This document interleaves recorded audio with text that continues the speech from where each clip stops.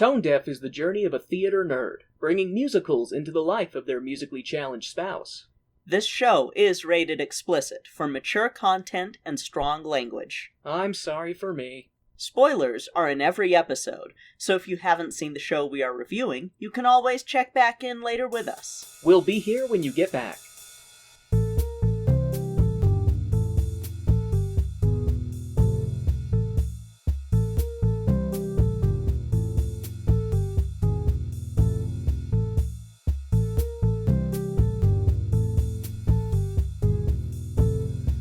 Welcome to Tone Deaf, a theater nerd's guide for their musically challenged spouse. I'm Kay, a musical theater nerd. And I'm Warren. I'm musically challenged. You are way more chipper than I am. Oh, it won't last. I keep having to remind myself we're almost through this. We're almost through this because we're heading back to the big water for this one. This is The Land Before Time 9. Jesus Christ. Journey to Big Water. Does that home-wrecking Elasmosaur show up again? I don't remember her doing that. I don't think she does. I think this one is focused completely on a character that I fucking hate. I really don't like this movie. I didn't as a kid. I don't really now. It brings back one of my least favorite songs. It has another song that the Land Before Time wiki calls a big-lipped alligator moment, especially because something that looks like the gator from the All Dogs Go to Heaven, that was the namesake for big-lipped alligator moment, shows up in this. You know, what's interesting about that is, given that Bluth did All Dogs Go to Heaven, so it's weird that you would have the Bluth bastard studios, doing these, and you'd have some incorporation of that other property's animation style. But, I mean, I guess, okay? Yeah, and it'll make sense, but it still sucks, and I still don't like that song. And it has a character get introduced that, like I said, annoys the piss out of me. And I want to say he shows up multiple times. Oh boy. Yeah, and the other times, no speaking lines, except for in the TV series where there's a whole episode about him.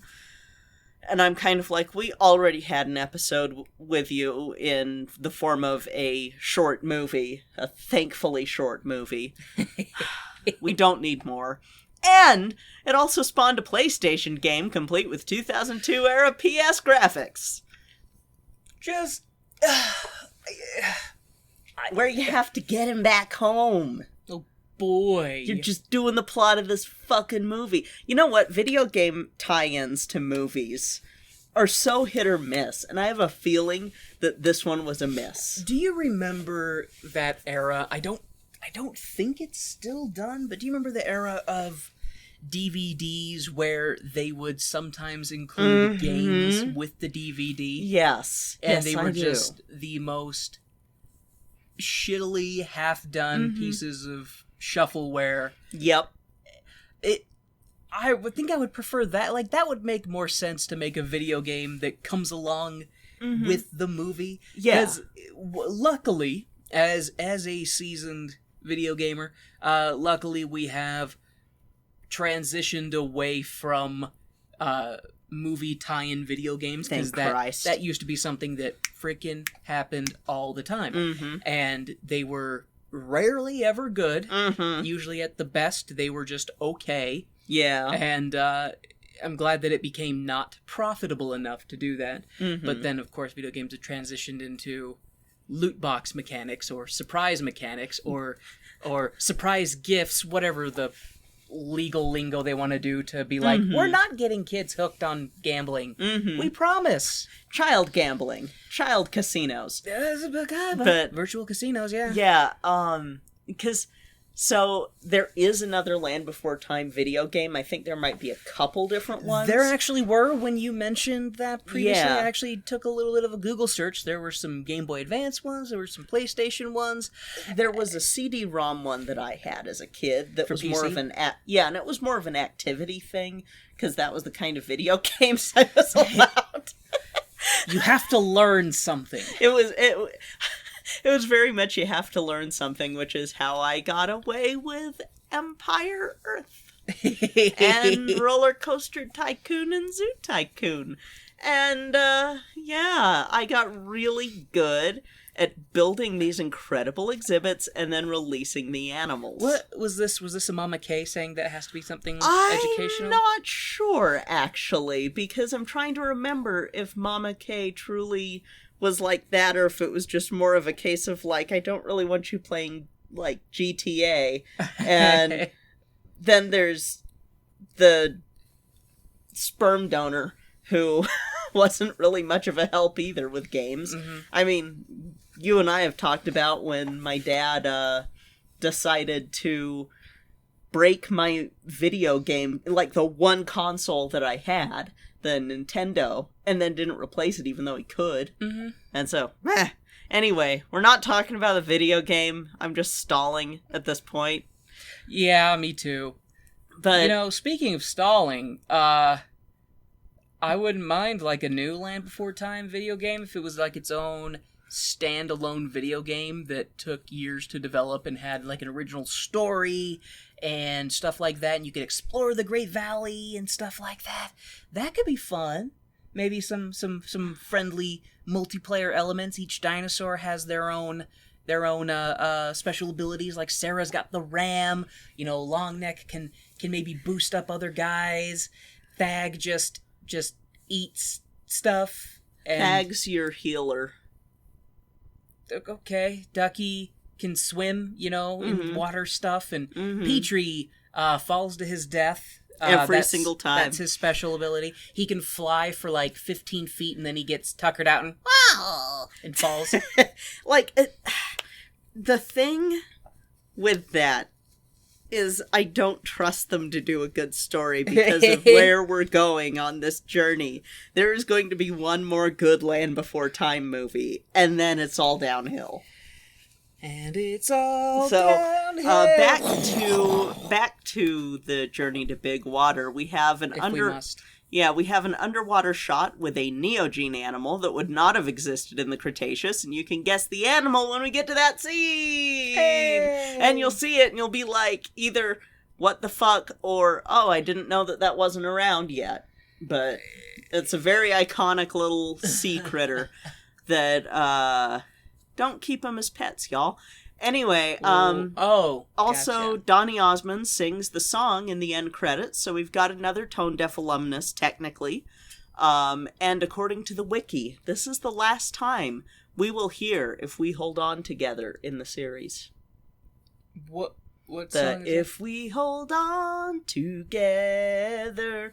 We've heard it instrumental. Yeah. That goes all the way back to the original, doesn't it? Yes, Yeah. and this will be the last movie that it shows up in any form. Okay, sure. Let's replace good music with bad music. Really bothers me because it could have been used in the next movie, and we'll talk about that when we get to the next movie. So, Walker County Review called this one 71 minutes of fun.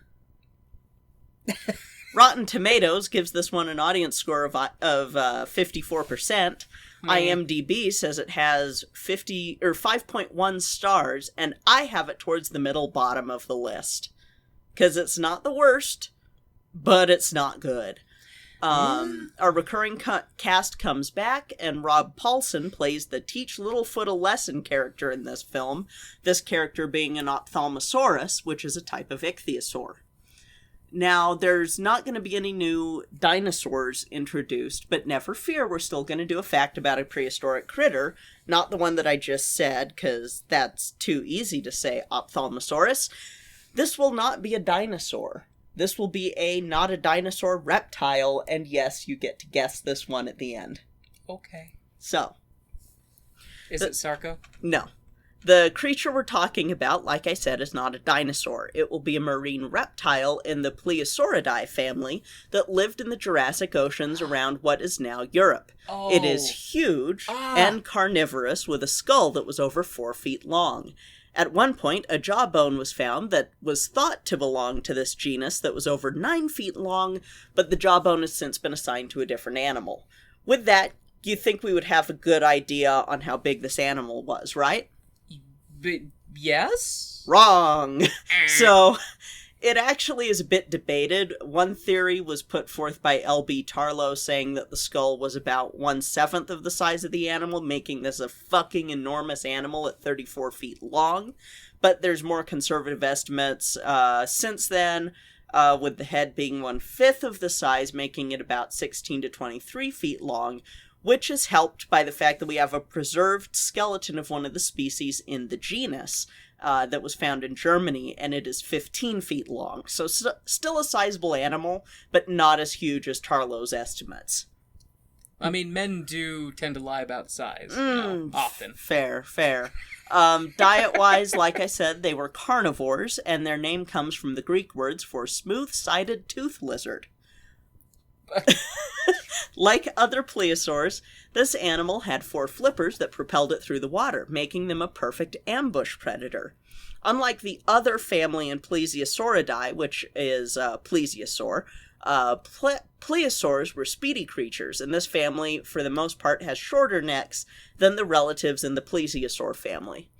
This creature is also pretty popular in media because of the size of the animal and mystery surrounding it. On November 26, 2005, the most famous depiction of this animal was released in an animated short by Jason Steele of Film Cow Studios. This film was released first on Newsgrounds and got really popular on the early days of YouTube. It also influenced another bit of theories from our friend of the show, Helena fucking Walker. Yes. Good old Helena Walker. Good old Helena Walker. I totally knew was not a real person. And totally didn't at any point... totally at any point did not think that Helena Walker was a real shitty paleontologist that Kay was dragging. I knew the whole time, dear listeners. I did not make a fool of myself at all, as I never do. Just good old me, serious, knowledgeable Warren. So, for those who don't play ARK, Helena Walker is the writer of the dossiers. And, yeah. Anyway, she has a theory on this animal. I would love to hear this grounded in reality theory. This grounded in fucking reality theory. See, she agrees a bit on the size estimates, though she thinks that they may have gotten to 25 feet long. But here we go. She also thinks, and I'm going to give it to her in her own word. Give it to her, Kay. She thinks it is an elusive creature that can harness its magical powers to retreat from predators or aggressors of any kind, and says that they would have liked honey, claiming if it was around, that people who managed to tame it could have apparently managed to obtain treasure beyond their wildest dreams. Supposedly, even after you've gained its favor, it remains incredibly elusive and will eventually use its abilities to escape even the strictest of captivity. Guess that, not a dinosaur. It's the magical Lipleurodon, Kay! Yes! We're gonna go get the magical Lipleurodon! Magical Lipleurodon! Yay! Did you get the honey? I did? Oh no, I ate the honey! Oh no! How are we gonna tame the magical Lipleurodon? Well, if it's magical, it can make more honey! More honey! I wish we were going to Candy Mountain. But we're not. I would settle for Fried Chicken Hill. I mean, Candy Mountain's nice and all, but you can go to Candy Mountain if you want, Kay. You can strap me. You can strap me down and violate my face hole with Fried Chicken Hill and on the cove of Gravy Outlet and French Fry Cave. That whole geographical region. See, the only thing that I'm really missing since we found a substitute for fried chicken is chocolate cake and stuff like that. donuts and all that stuff, which I normally don't have a sweet tooth, but I have had one lately, and it's kind of hell. Yeah, brains are assholes, because when you stop giving your body something, it goes, hey, you know what you want? That thing you can't have. Especially because we're recording this before we get vaccinated, but apparently Krispy Kreme is doing a vaccine thing where you show them your vaccine card. And I'm like, I don't really like Krispy Kreme that much, but I miss donuts, and free is nice. I mean, I'm not a huge fan of, like, glazed donuts. Anyway, I want something more, You want a donut substance. with a maple glaze. Yes, or I like a End up in a donut. spooky Mormon hell dream. Spooky Mormon hell dream. Funny, because neither of us are Mormon. Well, it's funny about that. I didn't know about maple donuts until I was older. Mm-hmm. So, oh god, now, fuck you, Kay. God damn it. God damn this hell you've put me into. I mean, we're talking about Candy Mountain and so on and so forth, but yeah. That'll be the antagonist of the movie, is a Candy Lipleurodon. Lipleurodon. The magical Lipleurodon. No, what's funny is I don't think I would have been able to guess it, Mm-hmm. but when you mentioned an early YouTube animation, that's what made me go, okay, because initially I was like thinking in my head, okay, it's not a plesiosaurus. It's not plesiosaurus. It's a plesiosaur. Mm. So it's in that family. But if it's not the one that I do know the name of, and then in my head I was like thinking, is it Lipleurodon? And then my brain was like, no, a Lipleurodon is like a whale type thing. And I was like, I don't know. So, but yay, look at me with context clues and Yay! ancient knowledge. The ancient knowledge of the long, long ago. So, yeah, that's my presentation for this movie. Any questions before we take that plunge into big water? 71 minutes, you said, right? Mm-hmm. Of supposed fun, Of that they called supposed it? fun. It'll be fun because we'll have 'cause Shay it- watch it with us and we'll just mock it the whole time. See, therein lies the issues, that the fun comes from our mockery of it, not the media which we are absorbing. This is true. Do we have the name and address of the person who said it was 71 minutes of fun? No. Can we find it? Because I am a little bit restless and So- would like to go pay them a visit, and so would my duct tape. I will say that most of these, when I try to get the reviews, a lot of the reviews are from sites that are now defunct. Because they're from like early 90s, or late 90s, early 2000s, and the sites are gone. So, okay, tangent. This reminds me of the times that I've had to deal with general bigots, and they might post something that says, "Here's my knowledge that proves everything dumb that I believe is true," and then you go and you look at it, and then when you try to follow the links for sources, they're dead links. Mm-hmm. It reminds me of that kind of situation of like, here, let me create these websites to house the sources of my bullshit that I can use in my bullshit. So it made me think of like, with these movies, if part of the marketing thing is they go out and they just create new websites that are like review websites, and then they're like, so-and-so of Land Before Time 10 website said it's a movie. Like, just... It's a movie. It's like the equivalent of Twitter bots, like artificial inflation of Yeah, no, content. I think that the real reason is that some of these companies, like, as soon as it's been, like, a decade or whatever, they just go, okay, and we're done. You don't need to... They're defunct because their reviews, their opinions were so terrible that they lost all funding.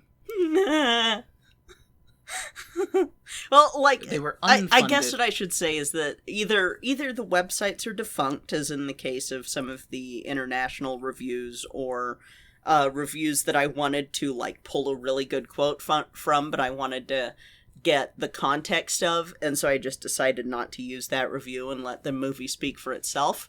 What's the music telling you now? Or what's the movie telling you now? if it's speaking for itself. Me bad movie. Me bad.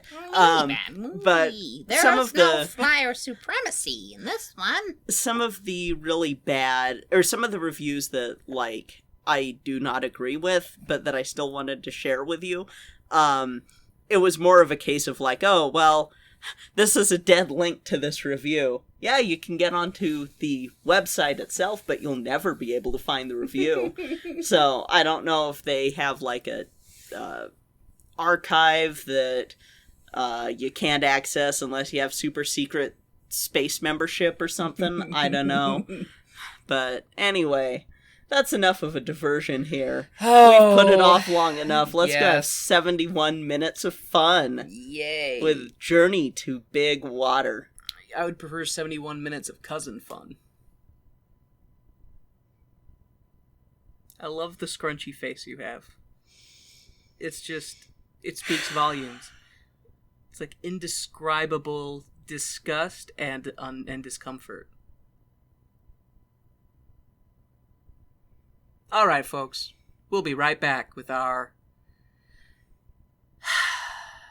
71-minute fun condensed review of episode 9 of The Land Before Time animated movie Gauntlet. Land Before Time 9. It's a movie. Let's go. Maybe. Stop. Hey, Warren. Hey, Kay. Do you know what time it is? Is it time to thank our Patreon sponsors? It is! Woo! We would like to thank our stage crew sponsors, Jeff, Reagan, and Jasmine Wu. And our producer circle sponsors, Jesse, BeAnArtsHero, and Taylor Brandt. Thank you all so much for your continued support of our show. We truly appreciate it. You are listening to 5:30 on your podcast dial. I don't know any jokes by heart. Here, let me Google one really quick. Hold on. This is, all right. Funny podcast jokes. All right. Confused yet? Well, my dad, Raymond, or Ruckland, is putting out 5 and 30, an interview podcast. Here we go. Okay. If you could jump into a pool full of something other than water, what would it be? Mayonnaise. He's going to be sitting down with creators, voice actors, and hosts from many different shows that he swears you will have heard of, and asking them 5 random questions. They could be simple, deep, or just plain silly. Fine. So the first question is, what's the weirdest smell you have ever smelled? I mean, I could say my husband, but yeah, anyways. We'll move on. All right, Fun 5 and 30 with Rock now. Everywhere you find your podcasts. Before it finds you. And now, the lights are going down and the music's starting back up, so let's head back to the second act of our show.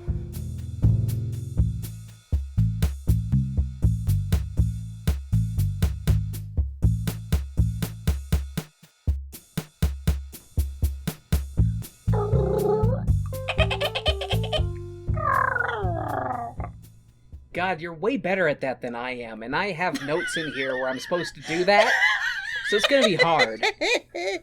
Welcome to Tone Deaf, a theater nerd's guide for their musically challenged spouse. That's Kay over there, doing the dolphin noises. They're a musical theater nerd. We're in the second half of the episode. How are you feeling about this? Oh, shit, we are, aren't we? God damn it. That's what happens when we watch something, and then it's too late in the evening to record, and then we gotta record it the next day, and I even have my goddamn notes in my hand after watching the show, and here I am, time traveling back to the beginning of this episode. Why did you marry me again? If my memory is that crappy, I'm glad I don't forget our anniversary. I don't forget your birthday. I guess those are 2 important things I remember. You can't have raspberries. That's another important thing. You like the junk parts of the animals that I won't eat. That's an important thing. beyond that, my memory might as well be roulette. Oh yeah, so since we're in the second half of this episode What of did Land you Before think Time, of, what did film? I think of it? The guy who does the voice of the not dolphin, what's his name again? Rob Paulson. He does the voice of Yakko and stuff too. Mm-hmm. And Pinky and Spike and Spike. Donatello and... I really like him. I Mhm. really, really like him. I kind of want to punch him just for this role. I kind of want to get a firm but not lethal Mhm. bat made that is in the shape of this not dolphin. And then I want to, when the Rona is done, I want to go to a meet and greet with him, and I want to have him sign it, and then I want to hit him with it. Jesus Christ. And just go, no! And he'll go, I needed the paycheck. And I'll be like, yeah, I know. I will say that is one of my least favorite roles he's ever done. Hands down, I don't think I could think of a role I don't think I can think of another role that I dislike. Mhm. Because there's other stuff that I've seen him in I think is great. Yeah, and I sit here and go, how much of that was the writing and the person going, it's a dolphin, you've got to do dolphin noises. It's a marine reptile. Dolphin! Yeah, no. And I do get mad at a lot of media for being like, oh, it looks like a dolphin, let's make it act like a dolphin. That's a dolphin ray gun. Jesus. But yeah, this is my least favorite role that Rob Paulson's ever done. And he's in it for a while. He's not, it's not like, it's not like he's only in it for like the last half. No, he's in it quite a bit. He's the Littlefoot learns a lesson character. Littlefoot makes a mud brother, which... Yeah, that's a weird term. It seemed like a play on Blood Brother. It's supposed to be, but it's still weird. Yeah. It's a very weird... Even as a kid, I was kind of like... So one thing I will say, I feel like a crucial flaw with that aspect is usually the whole Blood Brother kind of trope usually comes from after surviving a shared experience or something that has bonded the two of you to a point where there is something between you. Yeah. So I could see the journey of getting the not dolphin back to the ocean. Could they be like throws mud at him? We blood brothers or mud brothers now. Like you did a solid for me. Yeah. Like sure that, but he's basically like, hey, I just barely met you. Want to be my family? Hey, I just met you, and this is crazy. But here's some mud. Mud brother, maybe? Because all the other Lipleurodons try to chase me. But you're my mud brother. So help me, maybe?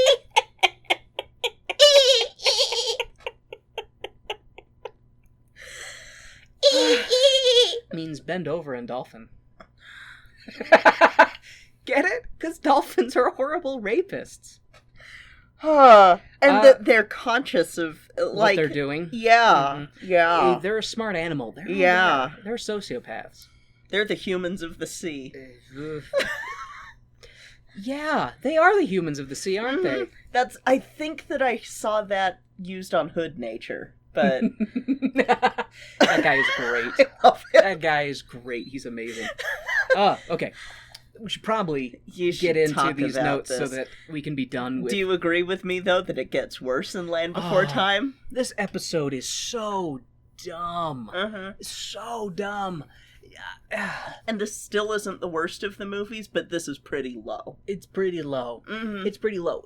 One thing I will say is the animation... That's one thing that's really annoying. The animation in this one is probably some of the best we've seen. Oh, absolutely. Like, it is really good. There are some beautiful scenery bits and stuff. There's some great backgrounds. All the characters are animated incredibly well. It's got good music, like the background music, because, of course, they rehash some of the original OST from the... And this will be the last time that you hear any of that original James Horner music. Did the rights expire? I have no idea. Because why would you get rid of one of the best components? I don't know. You'll get some of Michael Tevra, who's the composer for all of the sequels, trying to replicate the feel, but it's not... It's not the same. It's not the song. And like he's been replicating the feel. It's been a gradual thing of him, like them replacing archival sound with Michael Tevra's score, but you can still tell. And then it's gonna just go away, and it makes me so sad. The fall of the Littlefoots, and the long necks. And the 3 horns with only 1 horn. Oh my gosh, new theory. Sarah is adopted? Yes, Sarah's an adopted dinosaur. Some sort of, like, maybe a Styracosaurus, or... So, does that mean that her dad is a racist and a hypocrite because he's raising an unpure daughter who's not even from the same species, but trying to instill within her the same shitty values that he has? He's one of those types of... It's like the person, it's like the shitty white person who adopts a kid from Africa and then is a total shitbag to him, or trying to get them to be racist to other people. You know, you can't trust the Chinese. You know, like that. Mexicans steal. Okay. Tangent much? Okay. I mean, still related, but yeah. But yeah, let's dive into this thing head first and hit the bottom. Are you ready, listeners? You know the drill. Wait, do we? Wait, we're underwater. Usually at this point we're in space. And they have, like, you know, swirling shit and explosions and space clouds. I guess they got tired of showing the creation of the universe/galaxy/solar system the last 8 times, and opted for the assumption that their captive audience won't need that refresher this go around. Anyways, we're underwater watching a flurry of prehistoric nightmares swim by the title screen. Our narrator chimes in to be like... The ancient seas, home to creatures both small and large. The oceans were strange, mysterious. As opposed to now, where we know everything about them. Anyways, our narrator is like, so the world was chaotic. What with changing climates and big earth shakes and the like. Mudslides, all the cool things nature likes to throw around.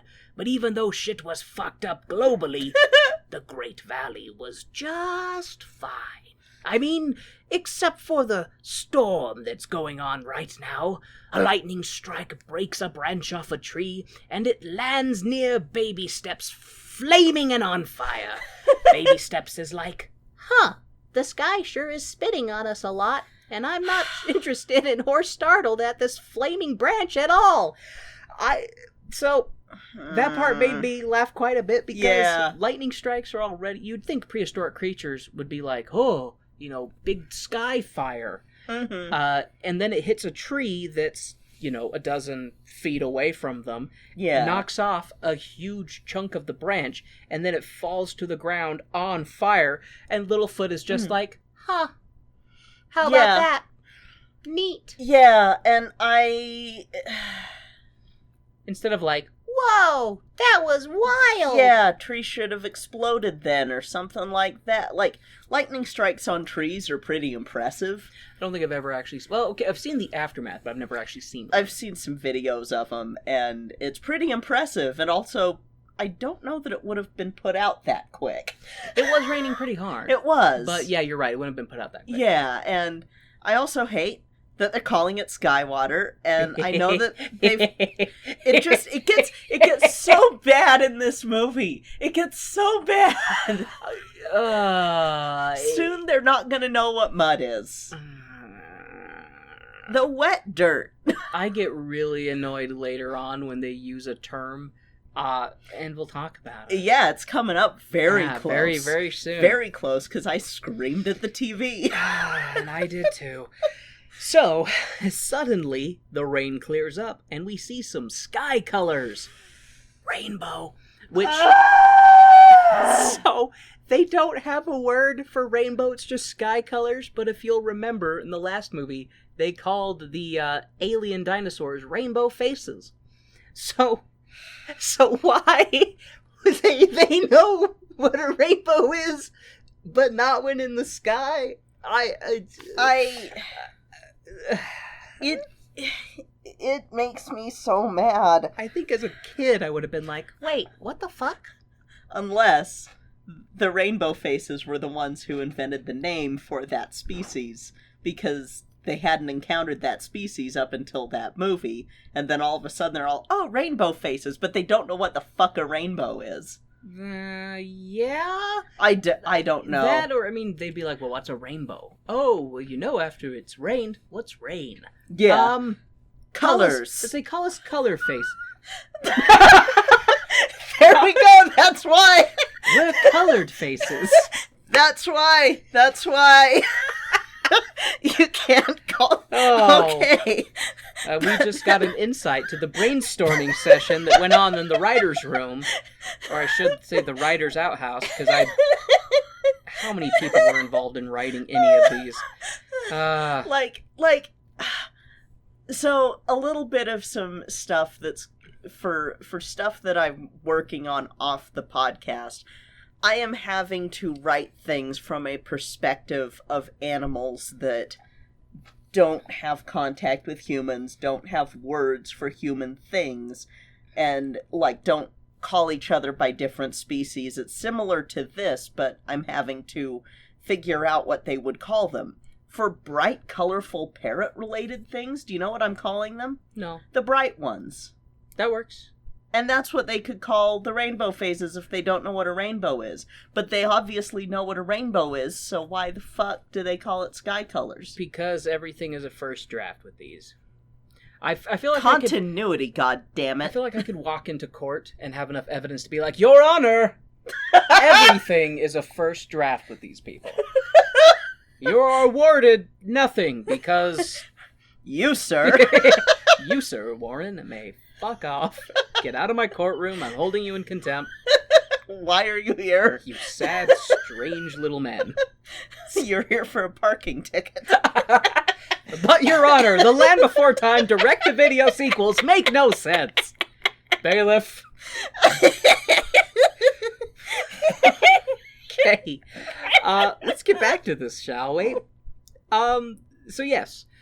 Oh wait, the rain clears up. And then we see some sky... Wow, I stopped right at the beginning of this note because we just had to extrapolate on how dumb sky colors was. It's dumb. It is dumb. Baby Steps asks if he can go bug his friends to do some leprechaun hunting because of the sky colors. Baby Steps runs off to Sarah first, who is rolling a log with her dad. Baby Steps is like, that game looks dumb. How about we go race instead, Sarah? And Sarah and her dad are like, piss off, we're rolling this log out of our sleeping place. So, yeah, they use the term nest frequently in these movies. Why sleeping place and not nest? Another, okay, whatever, Warren. It really bugs me. Because it just gets worse the longer it goes. You'd think that... Okay, never mind. This will be a 3-hour episode if we just keep going back on all the different in-continuity issues. Well, because up until this point, they've been kind of like... They haven't relied on the we don't have a word for this trope as much. Now, it's like they're just going full on, like, we don't know what rainbows are, but you used rainbow in the other one. Nope. Shh. We don't. Yeah, we don't know what rainbows are. Rain, snow. Mm-hmm. Okay. Yeah. So yes. So, Sarah and her father are rolling the log out of their sleeping place, and Baby Steps offers to help, but is told to fuck off by Daddy Tops. He's basically like, "We can do it ourselves." Baby Steps fucks off as requested and runs to find Ducky and Fag, who are splashing in the mud and don't really seem to have an interest in doing anything else, until they're called away by their mom. Baby Steps goes to the bottom member of the baby gang roster, but Petrie can't play either because he has a cold, on account of having wet feet from all the sky water. I'll leave that comment there to bounce off of your brains, listeners.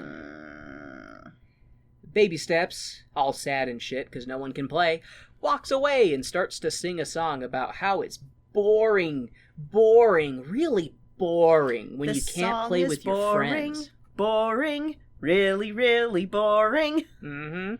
The song then jumps to Ducky and Sarah, who are also singing about being bored because they'd rather play... Excuse me. They'd rather play than fix their destroyed nests. Petrie gets a solo, though, singing about having a cold, which... So, in this universe's logic, they can't have a word for rain, but they have the concept of being ill due to cold/wet, and Petrie can vocalize such a thing by saying that he has a cold in his beak. Fuck it, whatever. I mean, they did reference back in the fourth movie that July exists. What? Yeah, one of the lines, I need you like cold in July.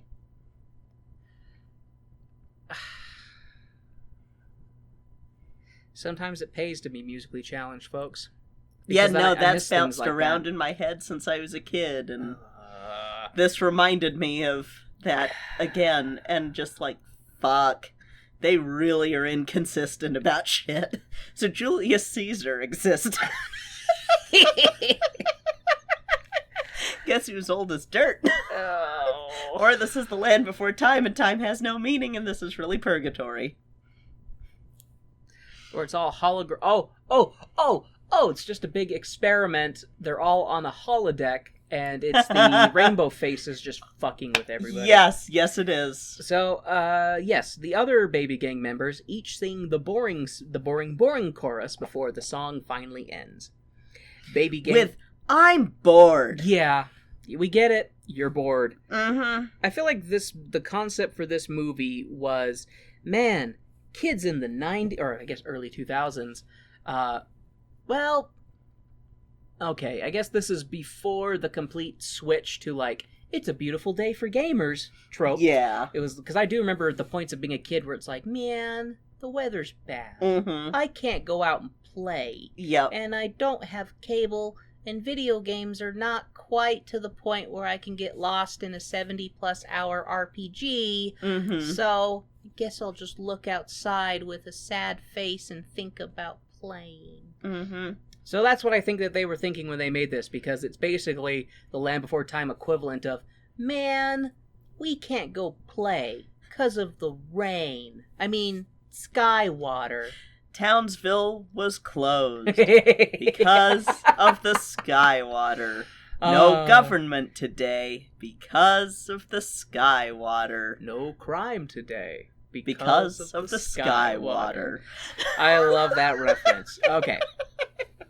Baby Steps goes back to his G-parents and is all mopey. The adults try to tell Baby Steps to eat his sorrows away, but Baby Steps is like, I'm too bored in this great valley. And Baby Steps says that he wishes he had a sibling to play with so that he was never bored. G-parents try to reassure Baby Steps that even if he did have a sibling, he'd still be bored, because his character sucks. The G-parents talk about all the wonders in the Great Valley, and how if Baby Steps is bored, it's his own damn fault. Because there is so much to enjoy in this valley of greatness. Anyways, Baby Steps is bored to the point of insanity and starts to talk to his reflection in the pond. At least until two frogs jump in and ruin his mental break from reality. Baby Steps sets off along a downed tree to explore the extra wet Great Valley and comments on how much the valley has changed because of all the sky water. I guess if they don't have a word for rain, they wouldn't have a word for flooded. Anyways, Baby Steps resumes his mental break, talking to his own reflection, and decides to head back to his nest. The adults show up all of a sudden to be like, "Oh, holy shit, the sky water flooded the valley!" Fuck you, To which I movie. just throw my hands up in the air and say, fuck it, with what words and concepts they choose to have in this universe. Mm-hmm. That's like not having a concept of snow, but being like, man, this is one scary blizzard. Yeah. You know, they have a concept of wind. We've heard them talk about wind before. Mm-hmm. It's never the invisible pushing. Yeah. You know, you literally cannot see the wind. But they have a word for this abstract concept. Yeah. Well, I guess it's not, well, it's a concept that does require imagination to an extent, to vocalize something that you can't see, but can feel, but is... You know, the thing with it, too, is that it's a common xenofiction thing to try and, like, create other terms that another creature would use, and since English hasn't been invented, they would have different words, and I think back to things like Watership Down. Watership Down, there's a fucking language for the rabbits, so they have words for this shit. So, I sit here and go, come on, Land Before Time, you could have been at least a little creative, and... Yeah, they could have been creative, but I feel like at the same time with xenofiction, for sapient, sentient creatures to be able to observe something and create words to define it, I feel like that creates a situation where when you're writing, you should be able to insert rain. Like, in their native language, it could be utua, you know, something like that. But translating and writing it, you wouldn't say, there's lots of utua, because it's like, why would you pick that word to call utua instead of rain? You're not going, go gobada utua nepua. It's like, you're not having the whole thing. So it's like... So they do that with xenofiction. With a lot of xenofiction. That's why I brought up Watership Down, because they will go through a sentence and then use a term that is in their word, and they'll translate it once for you. And then the rest of the thing, they will use that word as the word that's the stand-in. See, and I feel like that in a logical, literative sense, that only works if that word doesn't exist in the other languages that other people speak. Yeah. And that's usually where you get a situation like Lost in Translation, where someone tries to say, well, there's no direct translation in English, you know, kind of thing. Yeah. And that's what's reserved for those kinds of things. So it's like, I could see, like, if you have a creature that has lived in the desert its entire life, doesn't understand, you know, it's really arid, it's never seen waterfall from the sky. You know, it would not have a concept for that. So I think that we're crossing lines here. Probably. Yes, because what I'm talking about is they're trying to have that feel of xenofiction, where xenofiction will have something like, there'll be a word for rain in whatever in their animal own language. In their own language, they have the word for rain. And that word pops up throughout instead of rain. They're trying to do the same thing, but instead of creating their own word, they're calling it sky water, which is combining two words that they know exist, and that's not what necessarily the translation of rain is anyway, because rain is rain. It is...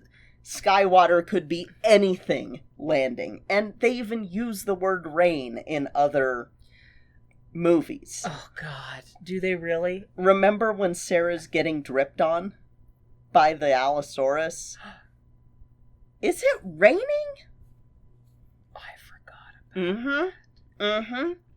So they know the you, word. movie. They know the word, but then they decide, oh, well, other xenofiction does this. We need to do this, but they aren't smart enough to create their own words for it. So, because I think that we were getting crossed in it, and because I was approaching it from the perspective of, like, say, Lord of the Rings, you know, they have Elvish, you know, kind of thing. So you might have someone speaking Elvish, but not everybody understands Elvish, so they hear just that person talking Elvish. There's no translation for it. But I guess in the context of The Land Before Time, technically, like, the long necks would have their own language. The three horns would have their own language. They would all have their own herd-based languages. Yes. And that would then again... And then speak a common that everybody else understands. You know, I apologize to our wonderful listeners because I feel like we took a turn to try and add some depth to this shallow universe and just kind of hit a wall. And now we kind of need to... beep, beep, beep. Okay, no, actually, we're stuck in this trench. So now what we got to do is get an excavator to dig out a side of the trench so that we can back this cargo ship of Astoria and turn it around. By the time that this episode is out, that'll be a dead meme. So that we can return to the Evergreen Valley. Yeah, I guess that is the problem. Memes come and go so quickly. Yeah. Anyways. But yeah, just, it's more of failed xenofiction is what this is. Yeah. So, anyways, the adults are like, oh no, the flooded valley may have brought more immigrants into our home. Wet immigrants. Immigrants who swam into our land. Daddy Tops, is calling him Daddy Bottoms better than Daddy Tops? Nope, still feels dirty. Sarah's dad is like... He gets a name in, like, 2 movies. 2 movies? Too long. Yeah, the 11th movie he gets a name. You know what? Just out of fucking principle, I'm gonna keep calling him Sarah's dad, because it took so goddamn long for them to try and give him a name. That wasn't Daddy Tops. God, I feel dirty just hearing it. Like, at least Mr. Three-Horn would have been good, you know what? Mr. Three-Horn is a perfectly acceptable name. Because he's not called that in the original movie's credits. He's called Daddy Tops. And I hate it. I hate it. Yeah, baby. Daddy Tops you, doesn't he? Oh, God, I feel... I gotta get that... off my tongue. Okay. Sarah's dad is like, "Gah! If immigrants are swimming into the valley, I'm keeping my daughter far away from any mystery creatures who have shown up." And all the adults murmur that, yes, they should all stay far, far away from the flooded area because of immigrants. It's so fucked up. Oh God, you know what I just realized? The largest consistent plot point in these movies is being anti-immigration or migration. You know, for kids. Gotta teach them the fear while they're young. Because every time some migrating group comes in, somebody, usually Sarah's dad, or somebody else is, they're coming in to eat all our food. Taking all of our jobs. And it's so weird, because, like, they sometimes fuck up the lesson to a point where, like, it's okay to have people come and we can share and stuff. They fuck that lesson up. They fuck it up in this one. Yeah. Because their whole thing is, the lesson in this one is courage. And it's like, no, you have a bit of some problematic shit in this movie. I'm pretty sure the message in your movie is nationalism. Yeah. Great Valleyism. Yeah. Okay, anyways. Baby steps. Damn, these are problematic. Yeah. You've sufficiently destroyed my childhood, Kay. I'm so sorry. I mean, even back to the first one, though, they're pretty problematic. I don't know why. I'm so biased because even the first one with its problems, I don't know, by the end of it, I feel like a lot of that had been smoothed out, you know, at least in my own headcanon. But then they had to go and fuck it up by making 14 goddamn sequels. You know what? It's actually a damnation on the I don't see colorism sort of thing from the 90s of, oh, yeah, we're all perfectly the same. There's no racism whatsoever. It's fine because it keeps rearing its ugly head in these. We don't face individual never challenges. Deal with it. Yeah. Yep. Okay. Anyways, Baby Steps is sleeping next to his G-parents that night when a bird that sounds like a kookaburra wakes up Baby Steps, who is like, I better go investigate.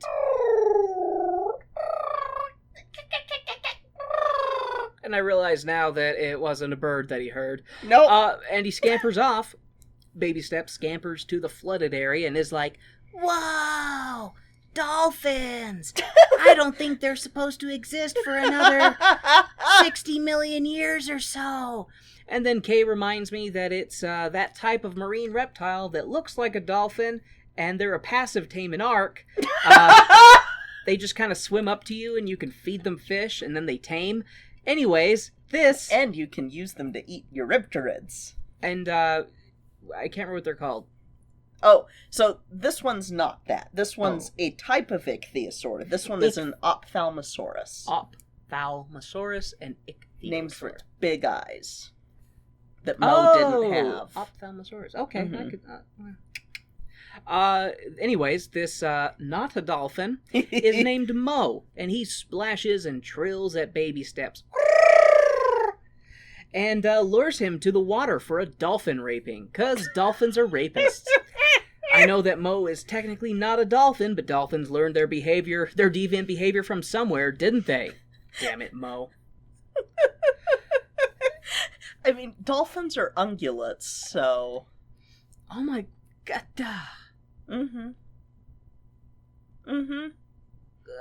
Classification of evolution is weird. Life is weird. Yeah. Yeah. I didn't know dolphins were ungulates. Yeah, How the fuck? Because of ancient ancestor. Do they have nails at the tip of their Not anymore. Not anymore.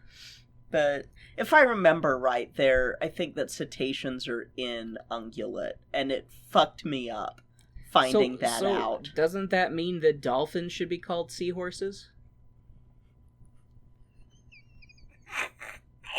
I'm just following the logical trail. See, and now I'm sitting here like, am I right? Am I right that they're ungulates? Because I will read these notes while Kay does a quick Google search. Yes. So, anyways, the rest of the baby gang apparently finished all of their chores and seemed to be in a hurry to find Baby Steps, who they hear laughing, and they're all like, what? Is he having fun without us?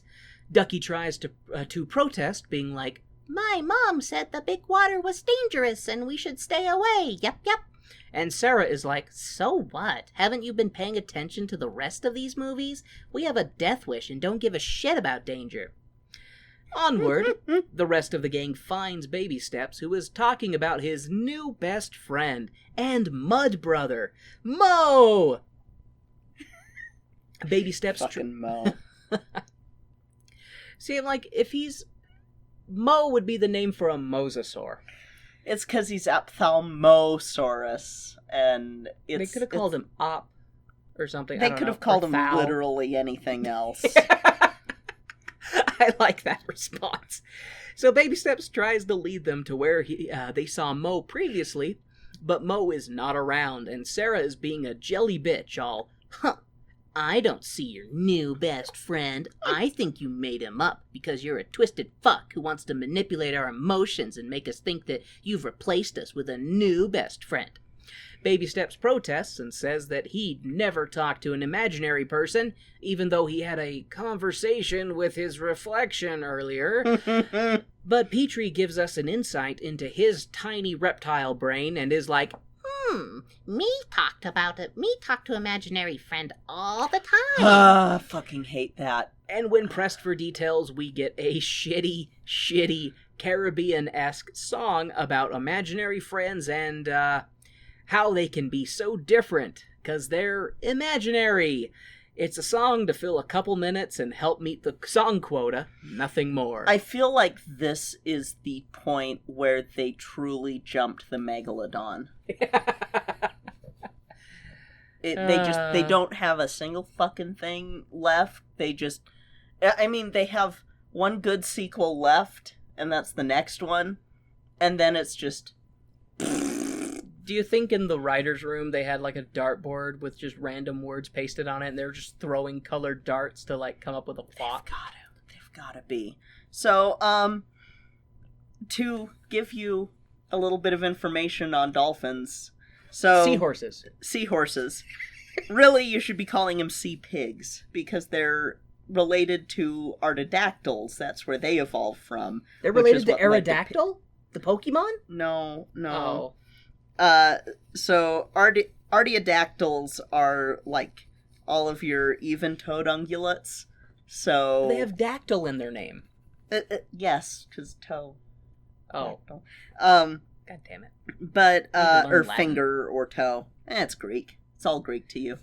Fucking Mediterranean languages. But they basically evolved from them, so they're putting them kind of into a combined term of set artiodactyla. Like cetacean and artiodactyl. So, going forward, wonderful listeners, start correcting every person you meet who says the word dolphin. They really should be called sea pigs. Yes. Sea pigs. But pigs aren't rapists. That we know of. Boars probably are. Yeah. Ooh. Yeah. But yeah, no. Ooh. Can we start calling pigs land dolphins? A land porpoise? Land porpoises. A lorpus! Ha-ha! I feel like that should work. Isn't that fucking crazy, though? Because in the same vein as birds are dinosaurs. I feel like we need to share this conversation with the wonderful folks over at Animorphing Time just to see what Pandora's box has in store for us over there. So, moving on. I had to get that research thing done really quick. Thank you. Our brains welcome. all have an additional wrinkle now because of you. Thank you. My brain now has 2 wrinkles. Yay! It's no longer as smooth as it once was. Can you go in there and just... I like... I guess you could say that you like your men's brains like you like your laundry full of wrinkles. So, moving on, the song ends and the baby gang finally meets Mo, who shows up on the water side to be like...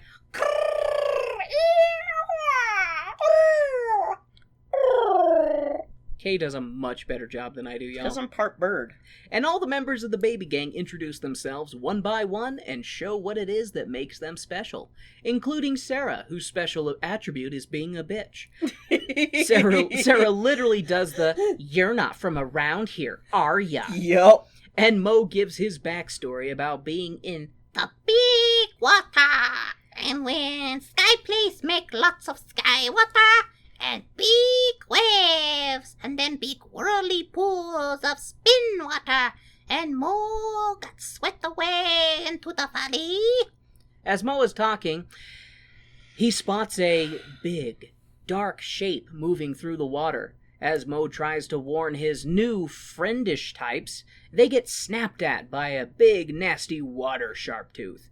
The kids scatter and Baby Steps is like, "We can't leave Mo, he's my new best friend, and you guys have grown stale over the last 8 movies." And Sarah is like, "I bet Mo tried to get us eaten."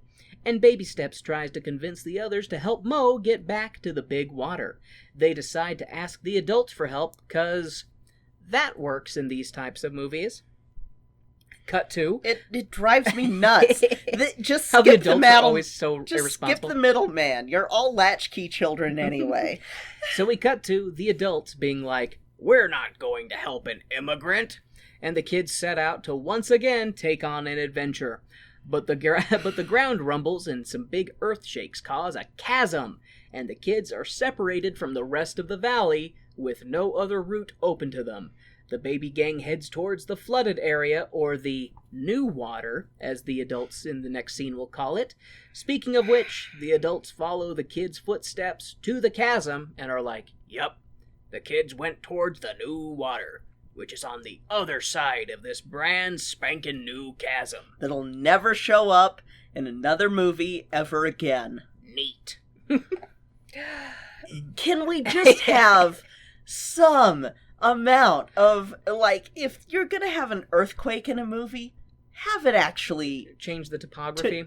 and keep the topography different. If it's gonna be that fucking dramatic of one. Of a scene, even, yeah. Like, the thing is, like, if you were a creative director in charge of something like this, I know that you would be so goddamn meticulous of being like, here are the changes that happened in the last film. We gotta make sure that these changes are represented in the next film, and... Yes, because someone will be like me and point that shit out. Excuse you, us. Will be like us. I am very opinionated and get really annoyed by a bunch of these little things. I would like credit where credit is due. You just don't know yet until I told you that this shit doesn't come back. Well, Great Valley's the same. Yeah. It's always the same, because it's fucking purgatory. They're all dead. The, it's like Dark City. Everything just gets reset at night or moved around. Mm-hmm. Sleep. Sleep, Littlefoot. Oh, cool. Cool. Now I'm just picturing them implanting memories into Littlefoot's. Oh, wow. That is a dark crossover. Holy shit. And now I need it. Oh, for people listening... How to improve this. Yeah, for people listening who haven't seen Dark City, it's a good cult classic sci-fi movie, kind of psychological horror movie. You should check it out. Way better than this movie. Back at the kids, they meet up with Mo, who liked the earth shaking because it trapped the big bad water sharptooth in a cave, or something. Yeah. He's trapped, and that's the important part. The baby gang dispatches Petrie as a scout to check out the way ahead. Petrie flies farther than I think we've ever seen him fly before, but catches some turbulence and falls to his death. I wish. Instead, he recovers and heads back to his friends to tell them that he found a path for Mo to take. And you forgot something. Hold on. And during this time, Petrie brings back his imaginary friend. Oh, yeah. And he hums more of the stupid song from earlier. Is that what you're going to count? Yep. And gives his imaginary friend these tiny little wings. As Petrie fly, he imagined imaginary friend to keep him company, but imaginary friend looks like the Puff the Magic Dragon, but he has no wings, and so he falls. But then Petrie goes, I can imagine him to have wings, and then he gets tiny little wings, and he looks more like Puff the Magic Dragon, but lame. There needs to be a limit to how many characters can have that specific vocal tick in a movie, though. Because Petrie and Mo are the same fucking vocal tick, pretty much. Like, you're not wrong. Yeah, Mo adds on, but they're the same damn character. Petrie shrills his E's more. Petrie! True. He'll Petrie! Mo does his O's and oohs with trills, and Mo is in the underwater areas. Mo is his friend group's Petrie. They're all glad that he went missing. Like, oh, thank God. We have a Mo-free episode. Fuck, he's back. Regrouped, the gang sets out, and Baby Steps congratulates Petrie on being a big boy and actually doing something useful, i.e. finding the path, all by himself. Petrie is like, I no do it by myself. I have my psychotic hallucination with me. And everyone just kinda doesn't talk about Petrie's rapidly crumbling sense of reality as they're walking through this cliffy area. He went through a rough time in the 7th movie, so... Oh my God. Oh my God, you're right! You're right! His dealing with his Your sense of reality shattering from realizing his uncle was a creep is just destroyed Petrie mentally, and this is his coping mechanism. Mm-hmm. Oh, fuck. Petrie, it's not a good coping mechanism. Take it from me. Yeah. So as they're walking through this, what? Okay, I'll keep going until you say. So as they're walking through this cliffy area, Sarah gets splashed by Mo, and she flips the fuck out. Mm-hmm. Baby Steps tries to tell Mo to take it easy with the splashing, and Mo is like, That wasn't water. That was my urine. and as Mo splashes away. Did you think about it? Petrie is a Maury. No. Amori is way better than Petrie could ever hope to be. Kiko Petrie route. Oh, just descent into madness kind of thing. Mm-hmm. Oh, God. Me on adventure to find Littlefoot. He's just surrounded by mesh. Anyways, Kay. We'll cut that. The kids keep trekking and make their way to a new area, and the gang stops to take a drink. While Baby Steps is slurping up that cool, refreshing water, he gets a mouthful of Mo's backwash. Bubbly So backwash. And Mo just trills and is like, Now you have bubble face. Sarah gets grossed out and stomps away. The scene changes to another canyon-ish area. The gang follows the river and then they hit a snag, which is a big fucking rock blocking their path. Ducky dives into the water to see if Mo can go under the boulder, cause I guess Mo can't do that himself. Jesus. Anyways, Ducky dives in and heads to the bottom, and Mo is being too playful and gets stuck in some water rocks. Ducky surfaces in a panic, being like, Mo is stuck and going to die. Yup. and the gang jumps into the water to help. But Mo was just a troll and just fucking with them, which makes them all very angry. Mm-hmm. Baby Steps is like, Well, if Mo likes to play games, maybe we can trick him into jumping over the jagged rock. and Petrie is like, But if Mo no make it, he gets all squished, and then I, Petrie, will finally have something to eat that my species would have eaten. Because again, not an herbivore. You do that really well. I'm glad you think so.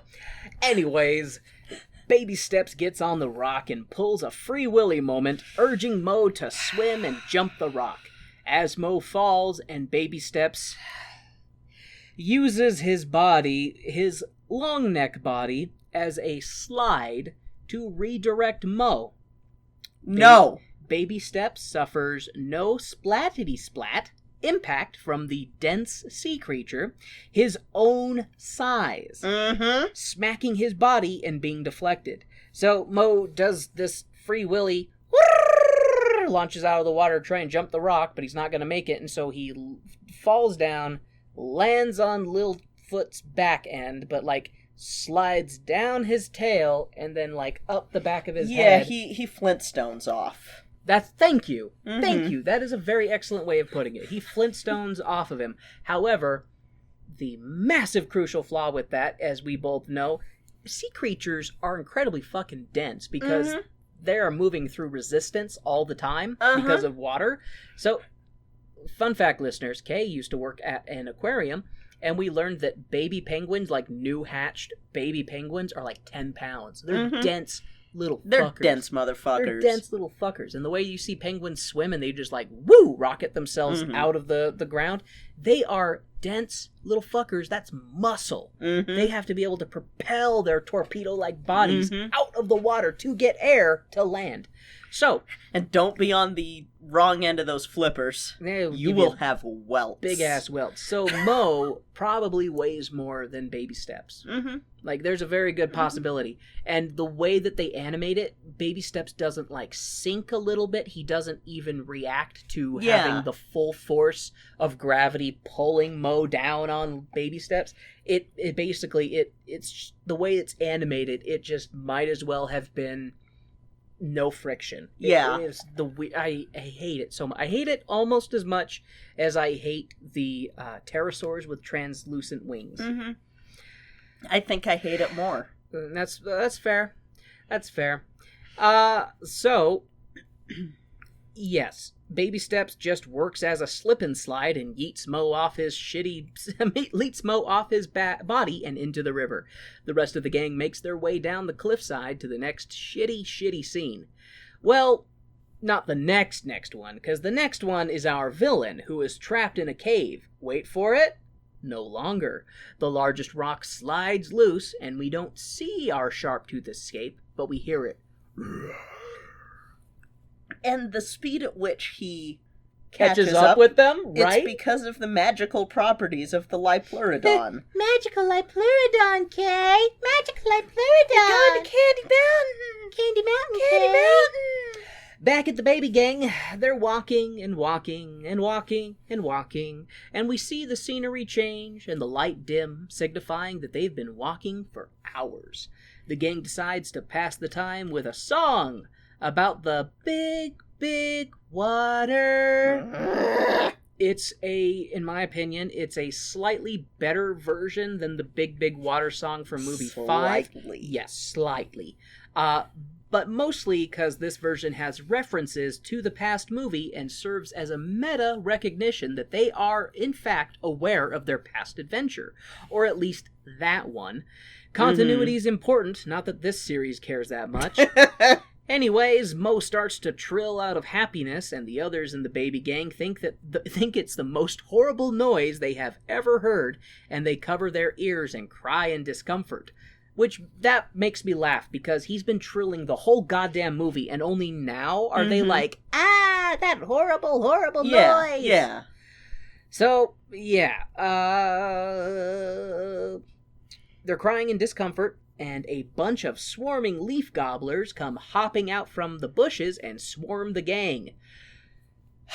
Mo apparently can talk to the bugs. Yeah. Who tell Mo that they are close to the big water. 'Cause why the fuck not? And the grasshoppers, the locusts, apparently think that Mo's singing is wonderful. So, I don't even know how to tackle that stupid bit that... It doesn't make any sense. No! It doesn't make any really sense on any level. And, again, this is why I do not like this movie. Okay. In all levels but logical, it makes sense.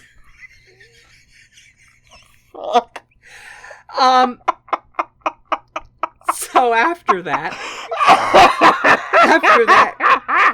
completely unnecessary scene. I'm glad you like that. After that completely unnecessary scene. And people don't know yet, because we haven't revealed that part of the backstory. Oh, When we get to 10 reviews, we'll do a K backstory. We have so few reviews. Our tiny little niche podcast. When we get 10 reviews on iTunes. There we go. So yes, after that completely unnecessary scene, the baby gang is walking and Ducky falls into a nest. A long neck nest, and the mama shows up ready to stomp these intruders into jelly. When they're like, "We're so sorry, we wouldn't crack your babies open up and suck on the sweet adrenochrome inside. Oh, no, we would not."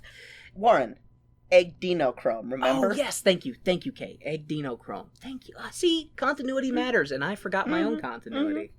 And the mama long neck is like, "Oh, okay. Anything I can do to help you lost kiddos?" And the baby gang is just like, "Just give us a place to rest, 'cause we've had a long day." That night, resting in the loving embrace of this mama longneck, Mo wakes up Baby Steps and shows him some starfish, calling them star swimmers. Again, starfish don't swim, they crawl slowly as fuck, which is why starfish are only kind of cool if you see like a time lapse of them. Or if you know how they eat. And then it's more of a frightening and just like, Jesus Christ, the ocean is full of horrors. Isn't it basically they eat through their anus? Like they just regurgitate their their stomach stomach comes out through their mouth and like helps digest whatever they're on. They basically just puke out their stomach, which then soaks up nutrients by digesting whatever it's touching. And it was always weird when a starfish would get a hold of the octopus's food, because you kind of get to see a little bit of that, and it would just be like, oh, the ocean is a scary place. Yeah, the ocean is where real life nightmares still lurk, people. Like, I'm not afraid of starfish, but I have a bit of I would never want to be a fish. You would be afraid of a starfish that was bigger than you. Yes, a starfish bigger than me would be hell. I guess not if it still moved at the slow ass speed. You could just taunt it and swim away and be like, "Ha, you're never gonna catch me, starfucker." Sorry, tangents. Yes, starfish don't swim; they crawl slowly. Fuck movie, fuck you suck. Anyways, Baby Steps is taken by the moment and starts to sing about the majesty of nature. The magic of the moment makes the eggs in the long neck nest hatch, and everyone sings along, and the music is actually pretty nice. Yeah. The lyrics of the song are not great, but they're sung well. But yeah, the music in this moment is actually pretty good. So, and it's our end credits song as well. Ah, that's right. Mm-hmm. So it's another example of where they don't suck from time to time. Mm-hmm. And that's, like we've mentioned 100 times before, the biggest issue is that there are moments that are good, and they remind us that this series can be better if they cared. If they tried. They cared enough. Mm-hmm. That night, resting in the... Yes, we just did that. Anyways, we get a brief scene of the adults back in the valley looking up at the same sky as the baby gang, but the scene goes back to the children who finish singing and go to sleep. The next morning, the gang sets out again. After walking... Did you notice what type of long neck Mama Longneck was? Oh, we mentioned it when we were watching, but she's not a Baby Steps Longneck. No. She is a she's a the lone dinosaur type. Yes, so my own thought is that she's sitting there like, and I met the nicest, handsomest Longneck, but then after a brief fling, he was like, I have to be alone, and now I'm stuck with these. He filled me up and touched all the walls. And because he had this freakish prehensile tail, he was able to reach around and... I've never been touched that way before. Oh, Jesus Christ! Mom, we just barely were born, and already we want to die.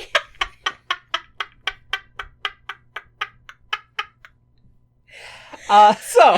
Aren't you supposed to just lay the eggs and leave?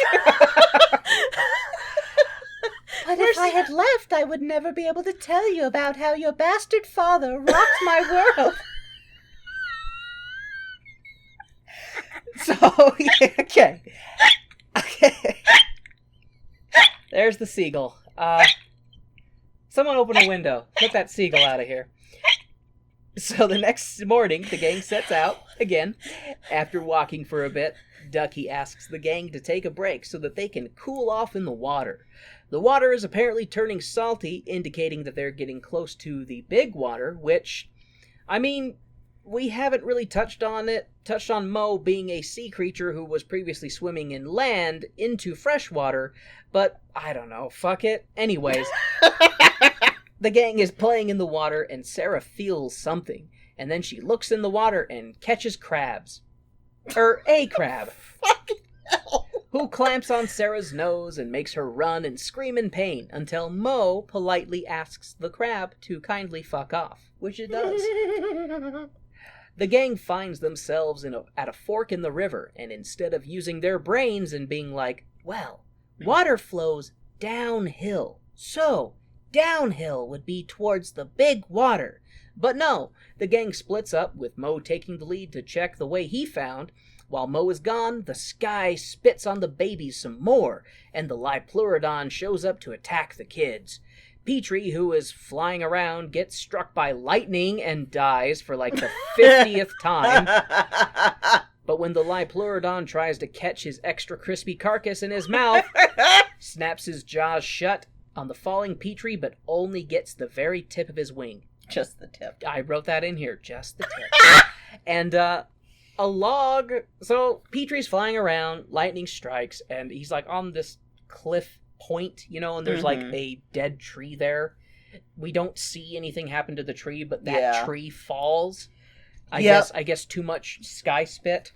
But who knows? After the they don't care, so I don't. Yeah, after the Liopleurodon snaps at Petrie and just catches him by the tip of his wing, he gets hit by the falling log.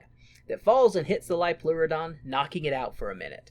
The gang scrambles to the shore and is safe. The Liopleurodon dives back underwater, and the gang decides to get back into the water. Yeah. And huddle inside the log. Instead, it worked with a land sharp tooth. Surely it'll work with a water one. Instead of staying on the shore where the water predator can't get them. Good big brain plan, guys. No wonder you went extinct. Anyways, huddled in the log like candy in a tube, the Liopleurodon picks up the log and smacks it before throwing it. Before the Liopleurodon can eat our child heroes and give us the sweet release of end credits, Mo shows up to fin slap the shit out of him and distract it away from his friends. We don't see anything happen to Mo other than him leading away the Liopleurodon, but the kids are all like, Mo! And it's like a death scene? They treat it like a death scene. Mm-hmm. Well, and he even does like a goodbye, friends. And then, like, all sad, like, I'm gonna die now. I will sacrifice myself for you. I'm going to die now. It's like, to do that voice appropriately, you gotta have, like, half a throat full of water and risk trying to waterboard yourself while do the voice. I don't know how to describe how I can do it, but I can do it. It's not the only thing that mouth does. Or that throat. Anyways, huddled in a log. I know I read that. Mo! The scene changes to after the storm, and the kids are moping, especially Baby Steps. The kids all lament about their dead, annoying friend and start to trash talk Mo and his horrible singing. They do their best mocking impressions of Mo singing, and then Mo returns the call in the distance. The gang follows the noise and finds Mo, who explains that the bad swimmer chased Mo, but gave up because it smelled something and swam a different way. It's decided that the bad swimmer, Liopleurodon, smelled the ocean and swam towards it. Mm-hmm. The gang is like, hey, that's where we're taking you, Mo! And they head towards the big water. The music swells, and our heroes bid farewell to Mo, who tries to convince his new friends to come live with him. And we bid farewell to the last good music from the movies. But then we have to be like, we can't. The big water is bad, and the green food sucks. So Mo spits mud at Baby Steps and is like, we be mud brothers forever. And when we hear the trilling of Mo's family, who reunites with him, and there's much rejoicing. Mo asks the land dwellers how they plan to get home, and then decides to go ask his family for advice. After the conference trilling, Mo decides to ask the entire ocean for advice, and we get the return call from what sounds like a whale, and the gang turns their heads 90 degrees and fucking sees a way back onto the land. So glad they had to ask the whole ocean for help. And probably the, whatever they're asking, because it's not a fucking whale, because they hadn't been invented yet. But it did sound like a whale, yeah, right? It did. It's like, it's like they're just like, where can my friends get back up onto the land to get home? Turn your fucking head 90 degrees. Oh, yep. That's pretty much what happened. Anyways, as they're getting ready to part ways, Mo asks Baby Steps if he would like to see where he lives. Baby Steps takes a deep breath and puts his head underwater to look at, sea plants and fish and turtles and shit. Baby Steps falls into the water but is rescued by Mo. The gang finally says goodbye, And as the narrator says, And as the narrator says, begin the long trek home. And we see the gang traverse a bunch of different terrains before arriving back at the Great Valley. Luckily for them, the walk back from the ocean was very uneventful and had no encounters with any predators. I mean, a journey back to the Great Valley from the fucking ocean could have been a movie all its own. Yeah. But anyways, the gang shows back up, reunites with their families, and the narrator is like, and while they were happy to be home, they all knew in their hearts that there would be more adventures. And as the sun sets and the scene fades to black, we get the credits and the end song. The end song, sung by Hard Slave Bod himself, Donny Osmond. The movie is over. Thank the gods. Oh, that one was terrible. That one was really bad. I still hate it. I've complained about aspects of just about every show that we've done because that's what I do. Be incredibly negative about things. But this one was particularly bad of the Land Before Time movies. Yeah. And it just was not good. No. It just really wasn't good. Like, yes, there was some music that was nice. You know, there was some animation was really beautiful. You know, like really good landscapes and stuff like that. Like there definitely were positive things in the show, but they're the same positive things I've mentioned in the other shows. The animation is always the strong point. Yeah. Most of the voice acting is a strong point. You know, the background music usually is pretty good. The songs can be hit and miss, mostly miss. Very forgettable. Yeah. One. Very forgettable one. You know, it's something that I was actually thinking about. Number 8, and who knows, they may have changed studios, they may have gotten a better animation studio to do the one, you know, maybe it was a different type of software, but there was a definite sharp turn in the animation quality from 8 to 9. Yeah. And I don't know going forward if the animation will dip or rise, but I feel like 9 so far is the best animation we have seen. Which you would think logically that it's the newer one that we've seen out of these movies, that it would be the most, you know, updated, have the best visuals, stuff like that. But that isn't always the case, because money and stuff like that. So, yes, not a huge fan of this one. I'm glad that it's over. I hope we never see Mo again. And I'm sorry. Oh, God, fuck me. What's the next one, Kay? So the next one is going to be probably the last one that's decent out of the movies. The TV series has some good moments, but movies-wise, this one coming up is it. The other ones don't hit this level, sequel-wise. Again, we are going to be doing The Land Before Time 10. The Great Long Neck Migration. And this is the one that I think you might have... I spoiled a little bit about it. Inadvertently hint. It's not that you spoiled it, it's that I made comments and your reactions to the comments indicated that I had guessed something. Yes. So. And that's one of the things Jesus that makes fucking it so Christ, Steven. So, listeners, the less than a minute has passed since Steven, the orange drool boy, had walked into our recording studio, hopped on our laps, and was walking back and forth as we pet him. The disgusting little bastard drooled all over me. I go to put my arm down on my leg, and it's just covered in drool, and now he's rubbing up against the... Yeah, buddy. We're almost done. We're almost done, buddy. Stop it, Steven. It's okay. It's okay. He's like, but I'm the mostly silent fourth co-host. Your audience wants to know more about me. Yeah, you're a good boy.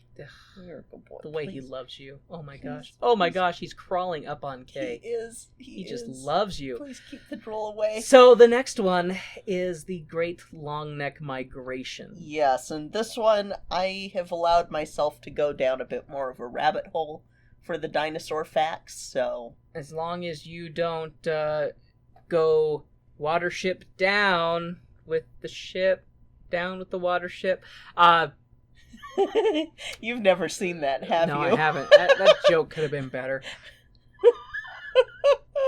But yeah, that'll be our next one, and you'll enjoy the good while it lasts, because that's, after that point, it's shit. Then it's all downhill from here. What did he do? Did he grab your nipple? Yes! Oh, Steven.